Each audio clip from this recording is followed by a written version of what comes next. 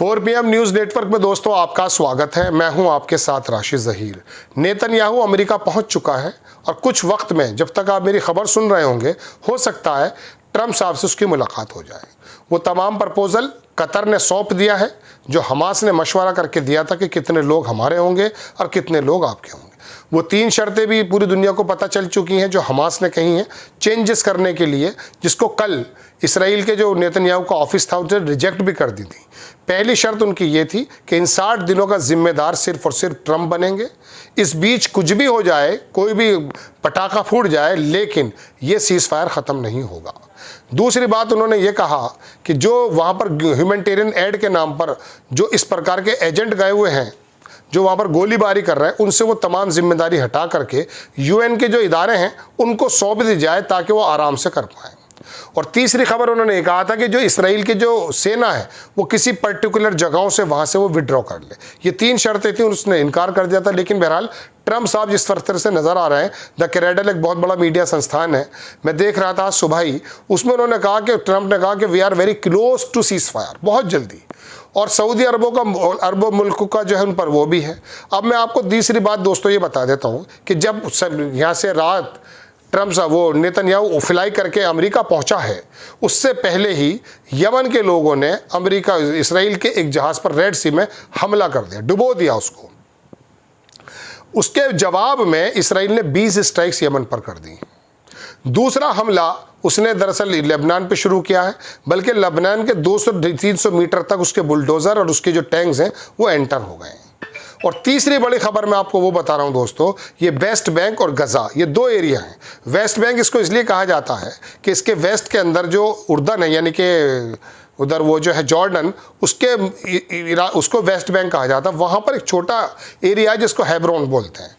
वहाँ पर एक नया बंदा शेख करके उठा है और उसने कहा अमेरिका को, नेतन्याहू को लेटर लिखा कि मैं आपको एक्सेप्ट करने के लिए तैयार हूँ, आप मुझे कर दीजिए। फ़लस्तीनी की कोई रियासत ना पहले थी ना अब है, लिहाजा जिस तरह से अरब वहाँ बादशाहत कर रहे हैं आप मुझे कबूल करें। मेरे साथ 7 लाख आदमी हैं, 5 मेरे पास जो हैं बड़े बड़े कबीले हैं। हालांकि अरब मुल्कों ने इसको कोई जवाब नहीं दिया, वो सिर्फ और सिर्फ ट्रंप और नेतन्याहू की मीटिंग पर कंसंट्रेट कर रहे हैं। दोस्तों ये टोटल बात है। अब मैं थोड़ा सा आपको पढ़ करके सुना देता हूँ कि क्या क्या कहाँ क्या क्या हो रहा है। इस बीच क्या हुआ है कि ये जो हमला हुआ है, और भी बहुत सारी खबरें हैं वैसे तो, लेकिन मैं आपको सूखी मिडिल ईस्ट की खबरें ज़्यादा नहीं बता पा रहे इन दिनों, तो मैं आपको दिखा देता हूँ कि आप ये भी सुन सकते हैं कि ट्रंप साहब शायद शाम तक या सुबह तक कोई ऐलान ऐसा कर दें कि जिसमें आपको ये पता चल जाए कि अब ये सीज़ फायर हो ही गया। ये लेबनान का एक बड़ा अखबार है, उसने लिखा कि Israel forces launch aggression on Yemen ports. Yemen ports पर हमला हुआ है, ये मैंने आपको बता दिया। दूसरी खबर मैं आपको बता देता हूँ कि ये वो यूके MTO की वार्निंग है जहाँ बताया जाता है, बल्कि इसराइल का जो मिनिस्टर है उसने इसको एक्सेप्ट भी किया है। एक बंदा, और अच्छी खबर आई है वैसे तो ये कि लोगों का ज़मीर भी जिंदा है। एक बंदा था इसराइल का सोल्जर, उसने खुद को अपने आप को आग लगा ली। उसने कहा उसकी माँ ने कि वो ये कहता था कि मुझे बॉडीज़ यानी कि लाशों की बदबू आ रही है, मुझे चारों तरफ बॉडी ही नज़र आती है। तस्वीर देख रहे हैं आप, मछली जो उठाता हुआ बंदा है, इसके नीचे गाड़ी, इसने इस गाड़ी के अंदर आग लगाई और इसने क्या लिखा है वो देख लीजिए। इसमें लिखा है, इसका नाम है Israel soldier sets himself on fire committing suicide after participating in Gaza genocide war on Lebanon. पहले गाजा में था, बाद में इसने सर्व किया था लेबनान में। हिब्री जो मीडिया है उसने कहा कि इसराइली सोल्जर, इसका नाम है डैनियल एड्री, इसने कमिटेड सुसाइड यस्टरडे, जब ये गाजा से वापस आया और सीवियर साइकोलॉजिकल ट्रोमा से गुजर रहा था। हिज मदर ने बताया कि वो कहता था, mom I smell the smell of the bodies, मुझे बॉडियों की, लाशों की खुशबू आ रही है, बदबू आ रही है। I see the bodies all the time, मुझे सिर्फ बॉडी ही नज़र आती हैं, अकॉर्डिंग टू वर्ल्ड न्यूज़। इस तरह का जुल्म सितम नरसंहार हुआ है। लेकिन मेरी बदकिस्मती यह है कि मेरे देश के अंदर बहुत सारे धार्मिक पशु ऐसे हैं कि जो गज़ा के अंदर बच्चे और महिलाएं मर रहे हैं, हमास के लोगों को नहीं कह रहा हूँ मैं, बच्चे और महिलाएं मर रहे हैं, उनके ऊपर खुश होते हैं। एक धार्मिक पशु तो ये कह रहा था कि गाजा का बजा दे दीजिए बाजा। बताइए, ऐसा लग रहा था जैसे नेतन्याहू उसका बहनोई है। बताइए क्या मकसद है तेरा?